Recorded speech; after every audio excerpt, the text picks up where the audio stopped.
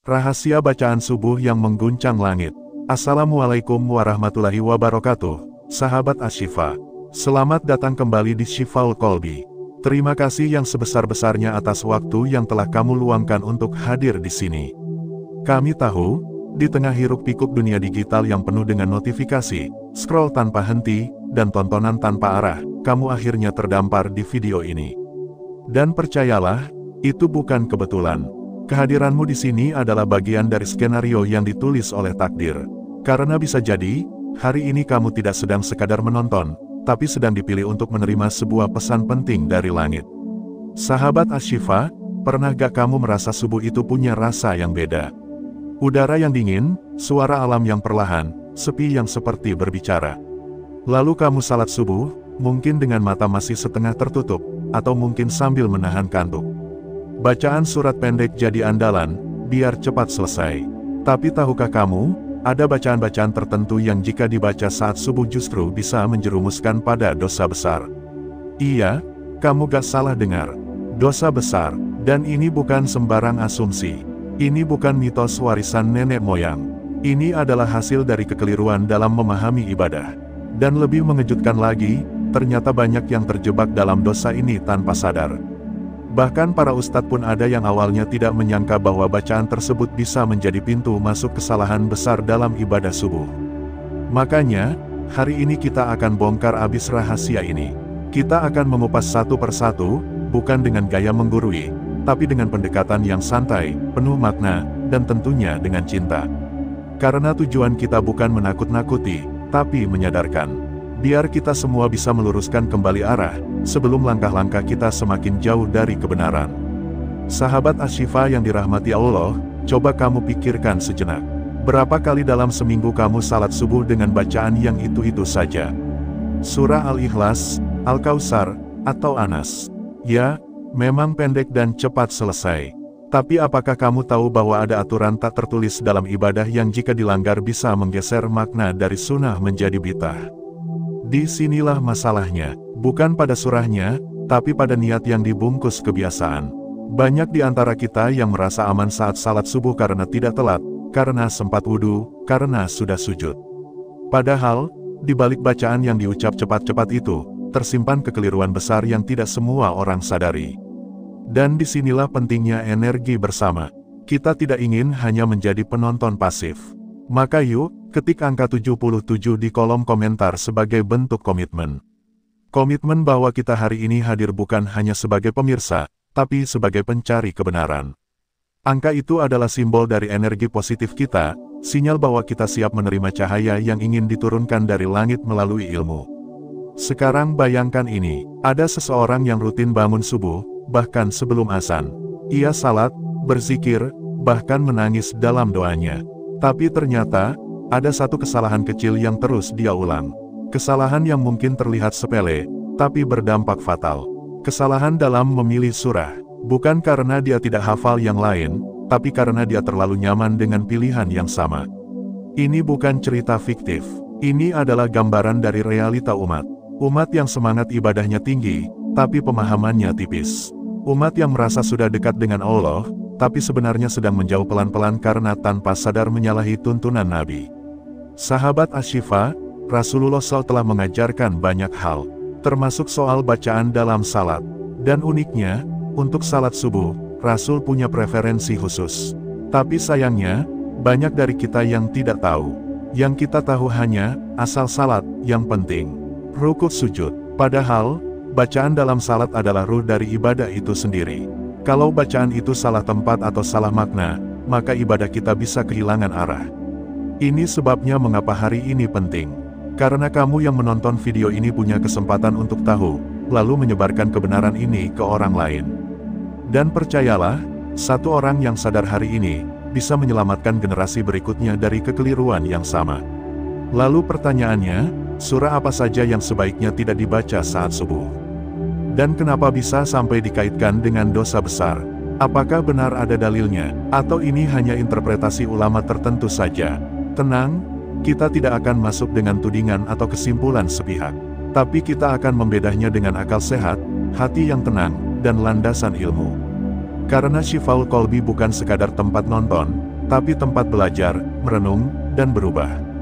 Dan sebelum kita lanjut ke bagian berikutnya, yuk tarik napas sebentar. Rasakan bahwa hari ini kamu sedang berada di antara dua pilihan.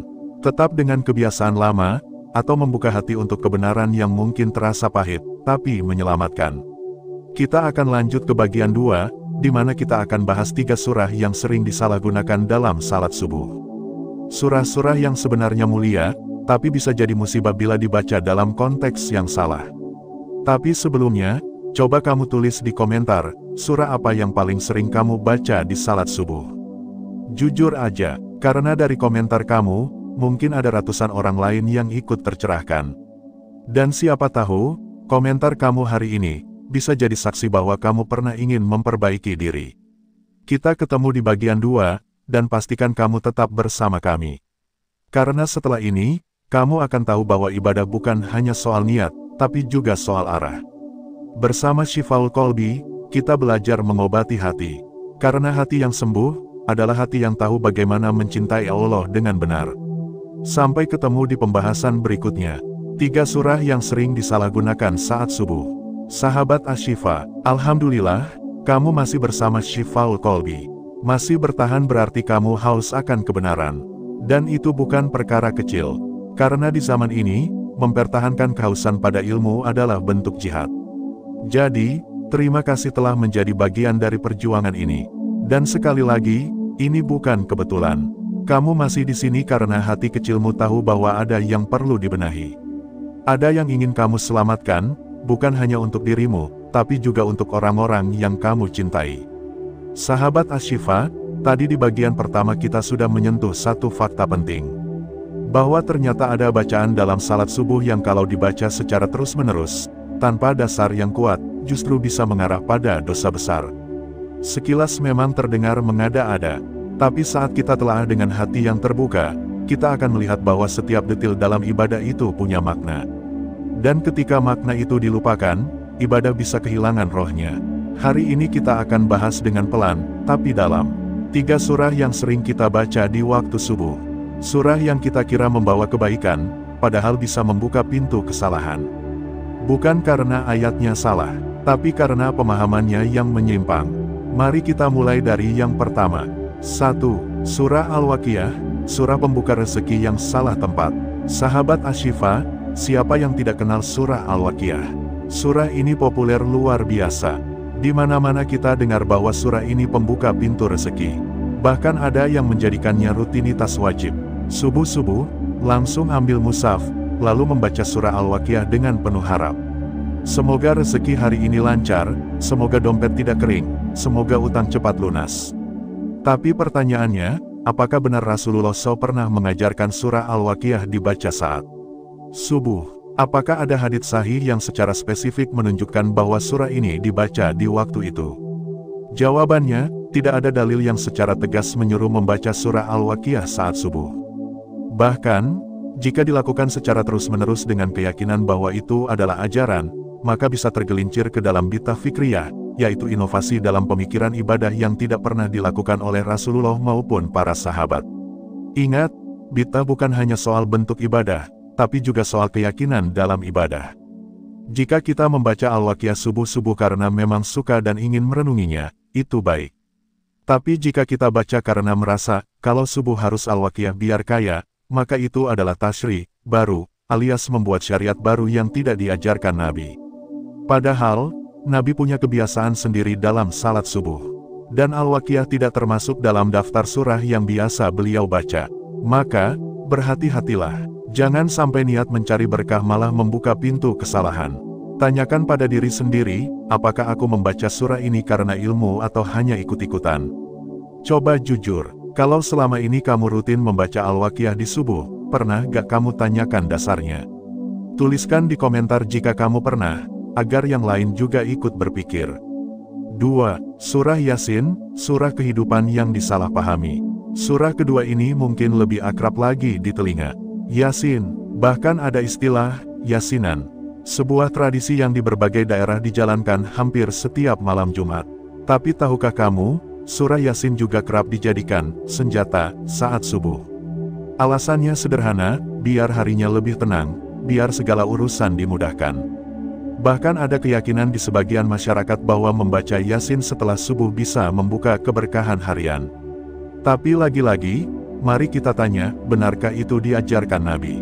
Sampai hari ini, tidak ada satupun hadits sahih yang menyebut bahwa Rasulullah SAW membaca surah Yasin di waktu subuh, apalagi dalam salat subuh.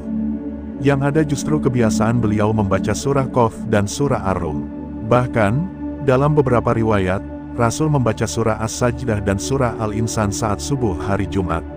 Surah Yasin memang penuh makna. Tapi jika kita membaca Yasin setiap subuh dengan keyakinan bahwa itu wajib atau seolah lebih utama dari surah lain, maka kita sedang bermain-main dengan struktur ibadah yang sakral. Coba pikirkan, kalau setiap hari kita hanya membaca Yasin, kapan kita membaca surah lain? Kapan kita merenungi Al-Quran secara menyeluruh? Jangan-jangan, kita hanya mengenal sebagian kecil, dan itu pun diulang-ulang tanpa makna. Sahabat Asy-Syifa, subuh adalah waktu spesial. Waktu di mana malaikat turun menyaksikan siapa yang benar-benar berdiri di hadapan Rabb-Nya. Maka, bukankah lebih pantas jika kita mengisinya dengan ayat-ayat yang memang dicontohkan Rasul? Lalu, kenapa kita tidak mengikuti beliau? Kenapa kita lebih memilih tradisi daripada tuntunan? Coba tulis di kolom komentar, apa kamu pernah mendengar atau bahkan melakukannya? Bukan untuk saling menyalahkan, tapi untuk saling mengingatkan. 3. Surah Al-Ikhlas, surah pendek yang dijadikan jalan pintas. Nah, ini yang paling sering terjadi. Banyak orang yang membaca surah Al-Ikhlas di setiap rakaat salat, terutama di subuh. Alasannya, karena pendek, karena cepat selesai, karena mudah dihafal, bahkan ada yang menjadikan surah Al-Ikhlas sebagai langganan wajib dalam semua salat sunnah dan fardu. Tapi pertanyaannya, apakah Rasulullah melakukan hal yang sama? Jawabannya adalah tidak secara terus-menerus. Rasul memang memuji surah Al-Ikhlas. Bahkan ada hadits yang menyebut bahwa surah ini setara sepertiga Al-Quran. Tapi Nabi tidak pernah menjadikannya satu-satunya bacaan rutin di setiap salat. Kalau kita hanya baca itu karena cinta pada isinya, itu baik. Tapi jika kita hanya baca itu karena malas atau ingin cepat-cepat selesai, maka itu bisa menjadi tanda bahwa hati kita belum benar-benar hadir dalam ibadah. Dan yang lebih berbahaya lagi, jika setiap kali salat subuh kita hanya membaca surah Al-Ikhlas, tanpa mencoba membaca surah lain yang lebih panjang dan bermakna, maka kita sedang menghindari kedalaman spiritual yang justru diberikan oleh waktu subuh. Sahabat Asy-Syifa, bayangkan ini. Kamu punya kesempatan bicara dengan seseorang yang sangat kamu cintai. Tapi kamu hanya mengucap 3 kalimat yang sama setiap hari. Apakah itu cukup? Begitu pula dengan Allah. Salat adalah momen spesial, maka jangan hadapi momen itu dengan kalimat yang diulang-ulang tanpa rasa. Sudah saatnya kita kembali menyelami makna. Sudah saatnya kita membaca dengan hati, bukan hanya dengan lidah. Kalau kamu pernah mengalami hal ini, ayo jujur di kolom komentar. Ketik, saya pernah, atau saya sedang belajar memperbaiki. Karena kejujuran adalah awal dari perubahan. Sahabat Asy-Syifa, ketiga surah ini Al-Waqiah, Yasin, dan Al-Ikhlas adalah surah agung. Tidak ada yang salah dengan isinya, tapi yang salah adalah cara kita menempatkannya, terutama dalam salat subuh. Masalahnya bukan pada teksnya, tapi pada niat, konteks, dan pemahaman. Ketika surah yang agung dijadikan ritual kosong tanpa makna, maka ia kehilangan kekuatannya. Dan ketika surah tertentu dibaca secara terus-menerus di waktu yang tidak disyariatkan, dengan niat yang menyimpang, maka itu bisa tergelincir pada dosa besar. Dosa karena meninggalkan sunnah Nabi. Dosa karena mengada-adakan hal dalam agama. Dosa karena menjadikan ibadah sebagai formalitas, bukan sebagai bentuk penghambaan yang tulus. Sekarang kita kembali pada diri kita sendiri. Apakah salat subuh kita selama ini sudah sesuai tuntunan? Apakah kita membaca dengan pemahaman atau sekadar ikut-ikutan? Apakah kita benar-benar menghadirkan hati dalam setiap bacaan? Jika belum, inilah waktunya berubah. Kalau kamu merasa hari ini dapat sesuatu yang menyentuh hati, yuk ketik lagi 77 di komentar, sebagai bentuk penyaluran energi positif dan komitmen untuk memperbaiki ibadah kita bersama. Sampai di sini dulu bagian kedua. Tapi ini belum selesai. Di bagian ketiga, kita akan bahas solusi. Kita akan kembali kepada apa yang diajarkan Rasul. Surah apa saja yang dianjurkan saat subuh, bagaimana cara menumbuhkan kedalaman dalam bacaan, dan bagaimana menghidupkan ruh subuh bukan hanya dalam gerakan, tapi dalam jiwa. Karena tujuan kita bukan hanya tahu kesalahan, tapi memperbaiki arah. Bersama Shifaul Qalbi, kita terus belajar, menyembuhkan luka-luka rohani, dan menyalakan kembali cahaya dalam dada. Sahabat Ashifa, Alhamdulillah, kita sampai di bagian ketiga dari pembahasan yang menggugah ini. Terima kasih karena kamu masih bertahan. Karena di antara jutaan orang yang sedang tenggelam dalam dunia maya, kamu memilih untuk duduk bersama kami, menyimak, merenung, dan mencari kebenaran. Itu tanda bahwa hatimu belum mati. Bahwa fitrah itu masih hidup, masih bergetar saat mendengar cahaya-cahaya dari langit. Dan untuk itu, izinkan kami memberi salam hormat padamu. Kalau kamu sudah ikut sejak bagian pertama dan kedua, kamu pasti sadar bahwa pembahasan kita ini bukan sembarangan. Ini bukan isu remeh. Ini tentang arah, tentang ketaatan yang tak hanya ritual, tapi spiritual. Tentang bagaimana sebuah bacaan bisa jadi sumber pahala, atau justru pintu dosa jika salah niat dan cara. Tadi kita sudah membahas 3 surah yang sering disalahgunakan di waktu subuh. Bukan karena isi surahnya salah, tapi karena cara dan waktu membacanya yang tidak sesuai dengan ajaran Rasulullah SAW. Kita sudah tahu, surah Al-Waqiah, Yasin, dan Al-Ikhlas memang agung. Tapi jika ditempatkan sembarangan, maka bisa jadi menjerumuskan. Dan sekarang, di bagian ketiga ini, kita akan bahas bagaimana seharusnya. Apa tuntunan Rasul dalam bacaan subuh? Apa yang beliau baca, dan kenapa? Apa makna di balik pilihan itu? Kita akan menggali bukan hanya informasi, tapi juga kebijaksanaan.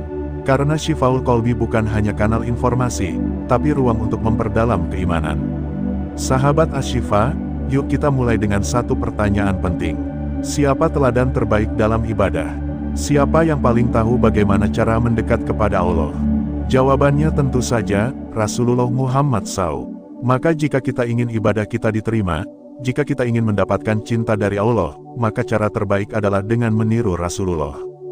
Karena itulah esensi dari kalimat yang selalu kita ucapkan, aku bersaksi bahwa Muhammad adalah utusan Allah. Bersaksi berarti meyakini dan mengikuti. Maka mari kita tengok, bagaimana Rasul menunaikan salat subuh. Bacaan Nabi dalam salat subuh, panjang, dalam, dan mengguncang. Dalam berbagai hadits sahih, disebutkan bahwa Rasulullah SAW memiliki kebiasaan membaca surah-surah panjang dalam salat subuh. Bukan surah pendek, bukan yang 1-2 ayat, tapi ayat-ayat yang bisa mengguncang jiwa. Bahkan dalam satu riwayat disebutkan bahwa Rasul membaca surah As-Sajdah dan surah Al-Insan dalam 2 rakaat subuh hari Jumat. Kenapa? Apakah karena Rasul ingin mempersulit umatnya? Tidak, justru karena subuh adalah waktu paling tenang, paling hening, waktu di mana hati paling siap menerima pelajaran. Dan Rasul ingin mengisinya dengan bacaan yang penuh muatan iman, akhirat, dan introspeksi. Coba kita lihat surah As-Sajdah. Di dalamnya ada ayat yang berbunyi, Tatajafa junubuhum, anil madaji yad'una rabahum khaufan wa tama'an. Lambung mereka jauh dari tempat tidur. Mereka berdoa kepada Rabb mereka dengan penuh rasa takut dan harap. Bukankah ini sangat relevan dengan momen subuh? Saat tubuh masih ingin tidur, tapi hati dipanggil untuk bangkit. Ayat ini menjadi semacam cermin yang menamparkan. Apakah kita termasuk orang yang lambungnya jauh dari tempat tidur karena cinta pada Allah? Atau kita hanya bangun karena alarm? Begitu juga dengan surah Al-Insan, surah yang penuh dengan gambaran kehidupan akhirat. Bagaimana orang-orang saleh diberi minuman dari mata air surga. Bagaimana mereka disambut dengan kelembutan yang tak bisa dibayangkan. Surah ini memompa motivasi rohani yang dahsyat. Dan Rasul membacanya saat subuh. Karena beliau ingin kita memulai hari dengan visi akhirat. Dan dalam banyak riwayat lain, Rasul juga membaca surah Qaf, Ar-Rum, Al-Mu'minun, dan As-Salsalah. Semuanya surah-surah yang panjang dan berat maknanya. Bahkan dalam beberapa riwayat, sahabat merasa seperti akan pingsan karena begitu panjangnya bacaan Rasul dalam salat subuh. Ini menunjukkan satu hal, subuh bukan waktu untuk bergegas, tapi waktu untuk merenung. Jadi jika selama ini kita hanya membaca surah pendek karena ingin cepat selesai, maka kita kehilangan esensi dari subuh. Kita hanya menjalankan gerakan, tapi lupa ruhnya. Dan yang lebih berbahaya lagi, jika kita mengkhususkan bacaan tertentu tanpa dalil, maka itu bisa jadi pintu bid'ah. Maka sahabat Ashifa, inilah saatnya kita kembali pada jalur yang benar. Bukan sekadar membaca Al-Quran, tapi membaca dengan tuntunan dan makna. Lalu, apa yang harus kita lakukan sekarang? Langkah pertama, lepaskan kebiasaan lama yang tidak berdasar. Jika kamu terbiasa membaca Al-Waqiah, Yasin, atau Al-Ikhlas setiap subuh dengan keyakinan bahwa itu ajaran Rasul, maka hentikan. Gantilah dengan surah lain, tidak harus langsung panjang, tapi mulailah dari yang kamu pahami, dari yang bisa kamu resapi. Langkah kedua, belajar surah-surah yang memang dibaca Nabi saat subuh. Surah Qaf misalnya, surah ini luar biasa dalam membangkitkan kesadaran tentang kematian, tentang pencatatan amal, tentang hari di mana semua rahasia dibongkar. Bacalah perlahan, resapi tiap ayatnya, jadikan itu percakapanmu dengan Rabb yang Maha Melihat. Langkah ketiga, variasikan bacaan, jangan monoton. Rasulullah tidak selalu membaca surah yang sama dalam setiap subuh. Kadang surah Qaf, kadang Al-Insan, kadang lainnya. Ini mengajarkan kita bahwa ibadah itu hidup, tidak statis. Ibadah yang baik adalah ibadah yang memberi ruang untuk hati agar terus menyala. Dan salah satu caranya adalah dengan mengganti bacaan. Langkah keempat, perbanyak tadabbur, bukan sekadar hafalan. Sahabat Asy-Syifa, jangan kejar kuantitas hafalan saja. Kejar kualitas hubungan dengan ayat-ayat itu. Bahkan jika kamu hanya hafal 5 surah, tapi kamu renungi maknanya, itu lebih baik dari hafal 30 juz tapi kosong makna. Langkah kelima, sampaikan kepada orang lain. Jika hari ini kamu mendapat pencerahan, jangan simpan sendiri. Bagikan ke sahabatmu, orang tuamu, komunitasmu. Tapi sampaikan dengan kasih, bukan dengan menghakimi. Ingat, kita semua pernah salah. Tapi yang terbaik di antara kita adalah yang mau memperbaiki dan mengajak kebaikan dengan hikmah. Subuh, gerbang hari yang menentukan. Sahabat Asy-Syifa, subuh bukan sekadar 2 rakaat. Subuh adalah titik balik, titik awal, titik penyambung antara langit dan bumi. Di waktu subuh, doa-doa terangkat. Rezeki mulai turun, malaikat mencatat siapa yang bangun, dan siapa yang tertidur dalam kelalaian. Maka jangan sia-siakan subuh dengan bacaan yang asal-asalan. Jangan cepat-cepat hanya demi mengejar waktu dunia, sementara kita melewatkan kesempatan menabung untuk akhirat. Jika kamu merasa tertegur hari ini, itu bukan karena kami ingin menyalahkan. Tapi karena kami juga pernah di posisi itu. Pernah meremehkan, pernah menyepelekan. Tapi hari ini, kita memilih untuk memperbaiki. Karena cinta yang sejati kepada Allah bukan hanya terlihat dalam sujud, tapi juga dalam usaha untuk meluruskan kesalahan. Interaksi terakhir, bangkit bersama. Sahabat Asy-Syifa, jika kamu merasa hari ini kamu mendapatkan sesuatu yang menyentuh, yuk kita buat gerakan kecil tapi bermakna. Tulis di kolom komentar, aku siap memperbaiki subuhku, dan jangan lupa ketik 77 untuk mengalirkan energi positif ke seluruh penjuru. Biar yang baca tahu bahwa mereka tidak sendiri. Bahwa di luar sana ada ribuan hati yang sama-sama ingin kembali kepada tuntunan Nabi. Sama-sama ingin memperbaiki diri. Sama-sama ingin memulai hari dengan cahaya. Dan siapa tahu, dari komentar itu, ada seseorang yang hidupnya berubah. Ada orang tua yang kembali semangat. Ada pemuda yang kembali menemukan arah. Dan semua itu bisa jadi catatan amalmu. Sampai jumpa di bagian kesimpulan. Di sana, kita akan simpulkan semua pembahasan ini dengan terang dan menyeluruh. Karena langkah besar selalu dimulai dari satu titik, kejujuran untuk mengakui bahwa selama ini, kita belum sepenuhnya benar. Sahabat Asy-Syifa yang dimuliakan, kita telah menapaki 3 bagian penting dari sebuah pembahasan yang menggugah. Pembahasan yang tidak hanya memancing rasa penasaran, tapi juga mengajak kita semua untuk kembali merenung dalam-dalam, apakah selama ini kita membaca surah dengan benar dalam sholat, atau justru tanpa sadar tergelincir dalam kekeliruan yang fatal. Maka di bagian ini, mari kita rapatkan barisan, kuatkan niat, dan rangkum kembali semua pelajaran berharga yang telah kita buka bersama. Karena ini bukan sekadar konten, ini adalah cermin besar yang Allah hadirkan agar kita semua bisa melihat dengan lebih jernih, lebih dalam, dan lebih hati-hati.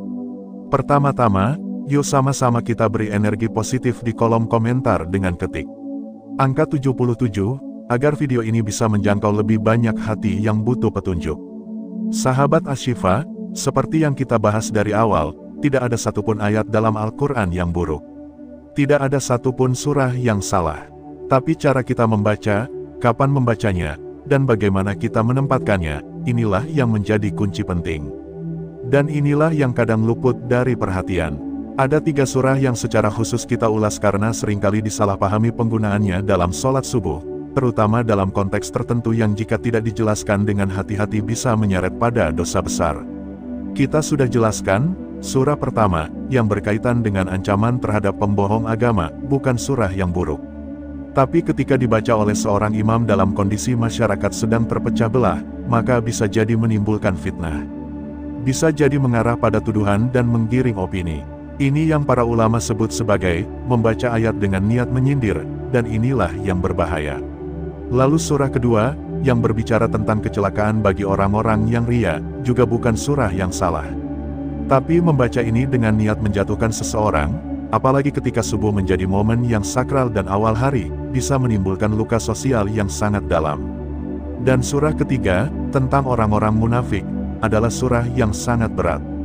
Jika dibaca secara sembarangan, tanpa pemahaman konteks, bisa membuat orang merasa tertuduh. Apalagi jika disampaikan dengan niat menyindir jamaah tertentu. Maka dari itu, para ulama menekankan, niat bacaan dalam sholat harus jernih, bukan alat politik, bukan alat sindiran, dan bukan alat untuk menyerang. Lalu, kenapa semua ini bisa menjadi dosa besar? Karena ketika bacaan Quran yang seharusnya menjadi cahaya, malah berubah menjadi alat menusuk, maka hilanglah barokahnya. Sholat yang seharusnya menjadi penyejuk malah menjadi pemantik fitnah. Dan ini bukan main-main, sahabat. Para salafus sholih pun sangat berhati-hati dalam hal ini.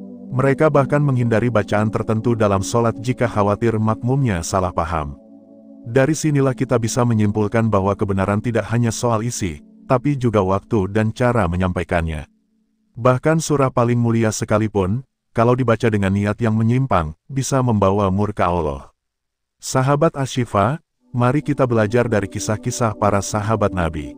Ketika Rasulullah membaca Al-Quran dalam sholat, beliau membaca dengan ketulusan. Tidak ada unsur sindiran, tidak ada motif politis, tidak ada maksud menjatuhkan siapapun. Bahkan ketika ada orang munafik dalam barisan, Rasul tetap membaca ayat-ayat yang menyejukkan hati. Karena dakwah itu bukan hanya menyampaikan, tapi juga memeluk, merangkul, dan membimbing. Dan di zaman sekarang, ketika perpecahan begitu mudah tersebar lewat media sosial, lewat isu-isu agama, lewat labelisasi yang sembrono, maka kita dituntut untuk lebih hati-hati lagi. Jangan sampai kita menjadi bagian dari penyebar dosa karena bacaan kita yang tidak pada tempatnya. Ingatlah, yang membuat dosa besar bukan surahnya, tapi niat dan dampaknya. Maka, mulai hari ini, ayo kita periksa kembali niat dalam sholat kita. Sudahkah kita membaca dengan khusyuk? Sudahkah kita memilih surah yang membangun hati? Atau kita masih membaca dengan motif lain yang tersembunyi? Sholat subuh bukan sekadar 2 rakaat di pagi hari. Itu adalah momen pembuka takdir, waktu ketika malaikat malam dan siang berganti shift, waktu ketika langit masih sepi tapi doa bisa menembus tanpa hambatan. Maka, apakah kita akan mengotorinya dengan niat-niat kotor? Sahabat Asy-Syifa yang dirahmati, kita sudah tahu bahwa niat adalah ruh dari amal. Bahkan amal sekecil apapun, jika niatnya salah, maka bisa merusak semuanya. Sebaliknya, amal yang kecil jika niatnya ikhlas karena Allah, akan terbang ke langit dan dicatat sebagai amal agung. Jadi, pertanyaan besar untuk kita semua saat ini bukan hanya, surah apa yang kau baca saat subuh. Tapi, untuk siapa bacaan itu? Dan dengan niat apa kamu membacanya? Jika jawabannya karena ingin menyampaikan kebenaran, maka sampaikanlah dengan cara yang lembut, dengan cara yang menguatkan, bukan menghakimi. Karena Rasulullah pun tidak pernah menghakimi umatnya lewat sholat. Beliau menangis dalam sujudnya, bukan menunjuk. Beliau menyebut nama-nama mereka dalam doa, bukan menyindir dari atas mimbar. Subuh adalah waktu yang mulia, waktu yang hanya dipilih oleh hamba-hamba yang benar-benar mencintai Allah. Maka jangan cemari dengan amarah, dengan dendam, atau dengan maksud yang keliru. Kalau kamu merasa pernah melakukan itu, jangan panik. Ini bukan untuk menghakimi, tapi untuk memperbaiki. Tidak ada kata terlambat untuk taubat, selama nafas masih di dada. Dan sesungguhnya, Allah mencintai hamba-hamba yang mau kembali. Tapi kalau kamu merasa tak pernah melakukannya, tetap waspada. Karena setan bisa masuk dari pintu yang tak kita duga. Kadang dia membuat kita merasa paling benar, lalu tanpa sadar kita menyindir orang lain lewat ayat. Dan saat itu terjadi, maka kita sedang terperangkap dalam dosa yang sangat licik. Sahabat Ashifa, apa sih sebenarnya yang membuat kita bisa selamat dalam beragama? Bukan banyaknya hafalan, bukan panjangnya doa, tapi kejujuran niat, kesucian hati, dan kelembutan dalam menyampaikan. Rasulullah sendiri bersabda, sesungguhnya kelembutan tidak akan masuk ke sesuatu kecuali akan menghiasinya, dan tidaklah dicabut dari sesuatu kecuali akan membuatnya jelek. Maka mari kita tutup pembahasan panjang ini dengan doa. Ya Allah, bersihkan niat kami.